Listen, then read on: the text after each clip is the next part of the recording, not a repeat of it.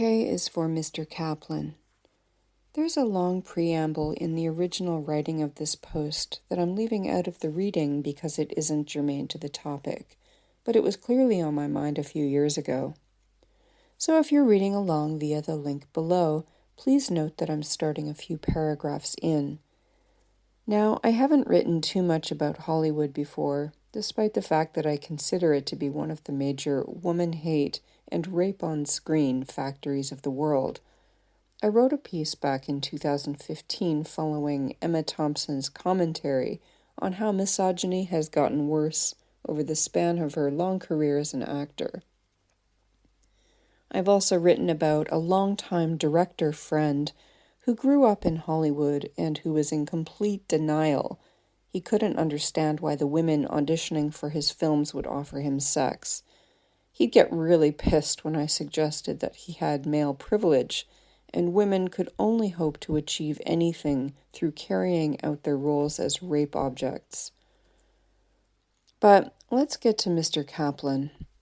Many of you may be wondering who the hell this is, and may have noted that this is one of the rare times that I've written about a person using their name.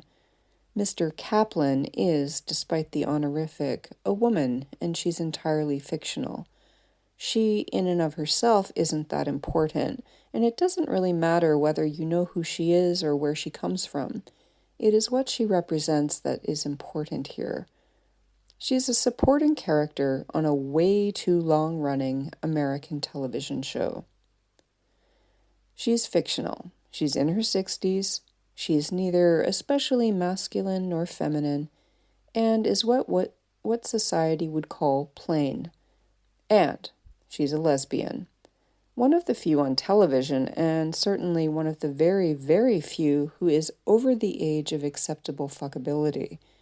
In fact, there are so few older lesbians portrayed on television that there isn't even a stereotype for what they should look like. Mr. Kaplan, aka Catherine Kate Nemec, played by the spectacular Susan Blomert, is the highlight of, and dare I say the only reason to watch a series called The Blacklist. In a nutshell, James Spader, the lead actor, plays an international criminal who turns himself into the FBI to get close to a young and silly female agent for unknown reasons, in exchange for helping to catch major international criminals. It's not the most interesting of premises, and I feel like we've seen this theme many times before.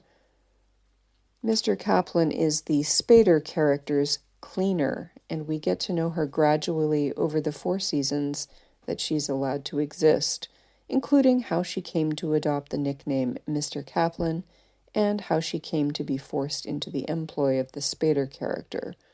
In my opinion, if you feel you need to watch the show, you can stop when she's killed off. There wasn't much to stick around for after that. As you may have guessed, I don't actually recommend The Blacklist. It's a misogynistic vanity production.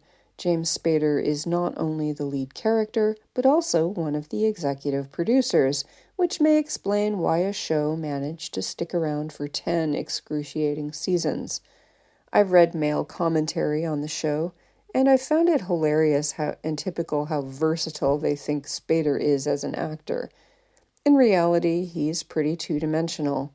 Since his youth, he has continuously played weird and aggressive, often psychopathic males with some sort of inexplicable sex appeal. Whatever looks he may have once had disappeared long ago, but he still embarrassingly tries, unsuccessfully I might add, to pull it off in his older years. Even in one of his last major television roles as the narcissistic psychopathic CEO of Dunder Mifflin for a season of The Office, he was almost a carbon copy character of what he does on The Blacklist. It's a role he does well, but it is only because he's a bit of a one-trick pony, despite the undeserved kudos that males give him. It is actually rather easy and natural for males to play narcissists and psychopaths for obvious reasons, and I don't credit male actors with much talent when they manage to pull off a convincing bad guy. Anyhow, the blacklist exists to give the flagging Spader a platform to monologue endlessly, especially about unbelievable sexual exploits, and to give cameo appearances to other ugly old male characters with waning careers. It also helps that the female lead is not only poorly written, a standard post-Gear 2000 stupid smart girl who gives an abusive male 1,001 chances to stop abusing her, but she is also sadly played by a rather untalented actress, Megan Boone, who spends more time striking a pose than delivering convincing lines. But for men to shine as actors, they must surround themselves with greater mediocrity than their own, and to prevent the real talent from showing up.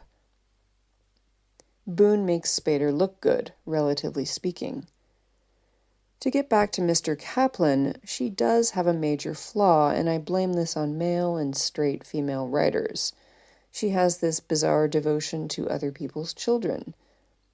Despite being medically trained with graduate degrees, ability in multiple languages, talent, and intelligence, she devotes her life to being a nanny and a subordinate of glorified housewives and tantalizing, slutty, bad girl mommies who order her around and treat her like shit. I guess this is supposed to sit better with the ignorant, lesbian-hating American viewing public. If you must have a lesbian character at all, and especially one who isn't young and hot, then you absolutely must make her obsessed with children, as the poor dear clearly laments not being born a straight breeder, a true woman. But despite this flaw, Mr. Kaplan's final season as a live character is worth watching, as she finally grows a pair of ovaries and takes her revenge on the Spader character for his years of bullshit. But even that comes to an acceptable end in the eyes of the American public when the male powers that be decide she has to be killed off for being too interesting and multidimensional. Seriously, she is infinitely more interesting than the Spader character, and we couldn't have that now, could we? Curiously, the creators of the show initially wanted Mr. Kaplan to be played by a man, but I guess men can't play nannies, unless it's supposed to be a joke, and this character wasn't created for comic relief. Nevertheless, I can't even imagine Kaplan as a male now. They did such a surprisingly good job of casting Blomert in the role. Really, she was the only really interesting thing about that series. So I conclude with this. Will the portrayal of an existing and significant, but largely deliberately ignored segment of the population open the door to more lesbian characters, especially of the non-stereotypical variety? Probably not. At least not in the way that gay males and even male trannies have been embraced by television writers. But perhaps slowly, over the next 1,000 years, if we still have television and haven't completely destroyed the planet and our couch potato lives, we'll have a few more interesting lesbian characters to follow.